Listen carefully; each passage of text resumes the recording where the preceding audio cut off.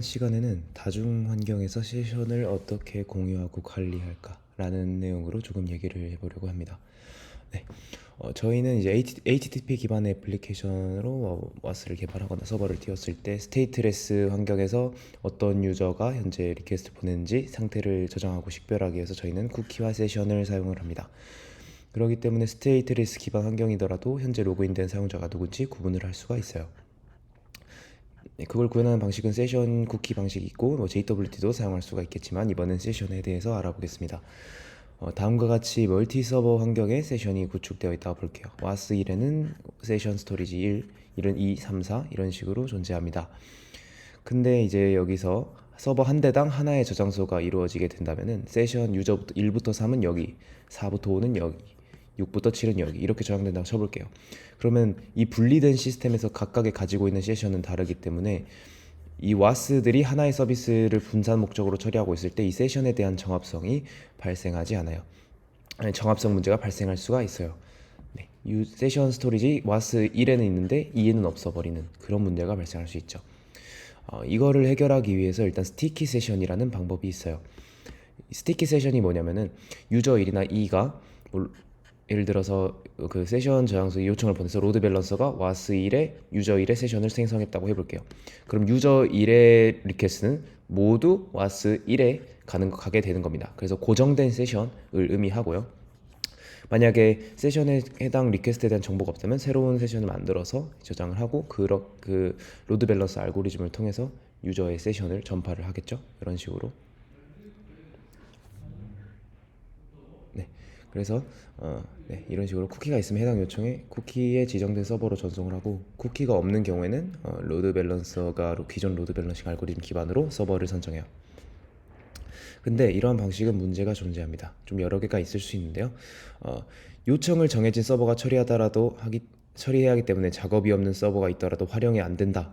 예를 들어서 1부터 4의 유저가 리퀘스트가 많이 들어오게 된다면은 이 요청에 대한 부하 분산이 와스 1로만 가기 때문에 부하 분산이 적절히 되지 않아요.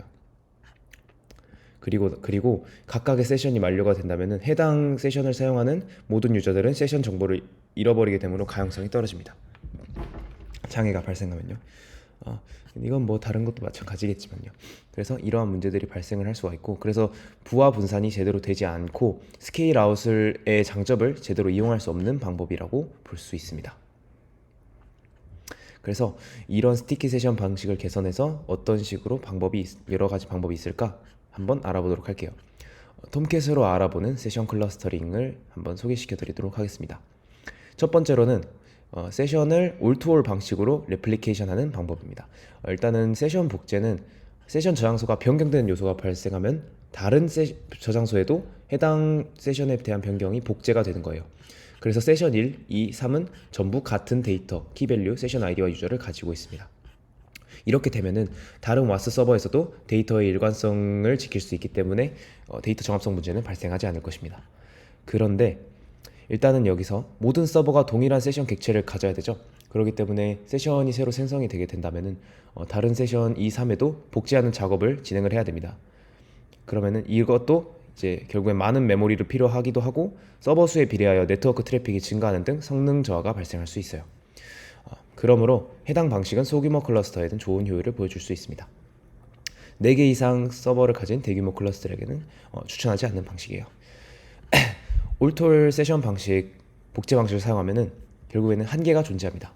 많은 스케일 아웃을 하게 되면은 그만큼 복제 작업을 통해 많은 연산들을 사용하게 되고 많은 메모리가 필요하게 됩니다. 그래서 이 방법을 해결하기 위해서는 프리마리 세컨다리 방식도 존재를 합니다. 이거는 대규모 시스템에서 약간 더 유용하게 사용이 되는데요. 일단은 프리마리 세컨더리 같은 이제 첫 번째 키와 밸류를 둘 다 저장하는 저장소를 2개 만듭니다. 그리고 그 외의 서버들은 모든 키밸류를 복제하는 것이 아니라 세션 아이디, j 세션 아이디만 복제하게 됩니다. 네, 그리고 프리마리와 세컨더리는 서로 객체를 복제하게 됩니다. 그럼 복제 작업은 2개로만 이루어지게 되고 여기에 다른 프록시 서버들은 프리마리 세컨더리의 j 세션 아이디만 복제하면 됩니다. 그러면은 세션 객체를 전체 복제하는 시간보다 키만 복제하는 것이 상대적으로 시간이 절약될 것입니다. 네, 그래서 이제 어떤 식으로 동작을 하냐면은 프리마리, 세컨더리 이외에 프록시 서버에 JSession ID에 관련한 곳으로 요청이 들어왔다고 가정해 보겠습니다. 그러면은 해당 프록시 서버에서 프리마리 쪽으로 리퀘스트를 보내고 해당 세션 아이디에 맞는 밸류를 받아와 그대로 리턴합니다. 그런 식으로 프록시 서버에 세션 정보를 요청할 경우 다시 프리마리 서버의 요청에 해당하는 키의 객체를 받아야 됩니다. 이런 식으로 복제에 대한 비용을 줄여볼 수 있고 확장성 측면으로도 이점을 얻어볼 수 있습니다. 하지만 이러한 세션 클러스터링은 정합성 이슈는 해결할 수 있습니다. 그러나 성능적인 한계가 존재해요. 결과적으로 프록시를 둔다 해도 결국엔 복제 작업을 진행하는 것은 마찬가지입니다. 이 두 가지 방식을 보완하여 다중 서버에서 세션을 공유하는 방법은 무엇이 있을까요? 그냥 세션 스토리지 하나로 분리를 해서 스케일아웃 시 발생하는 정합성 이슈를 해결해 볼 수도 있습니다.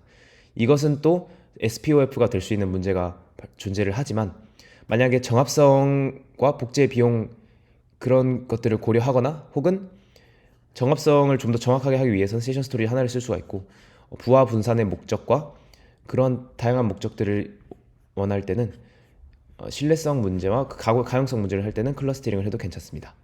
그렇기 때문에 하나로 세션 스토리지를 공유하여 사용해도 저는 괜찮다고 생각이 듭니다.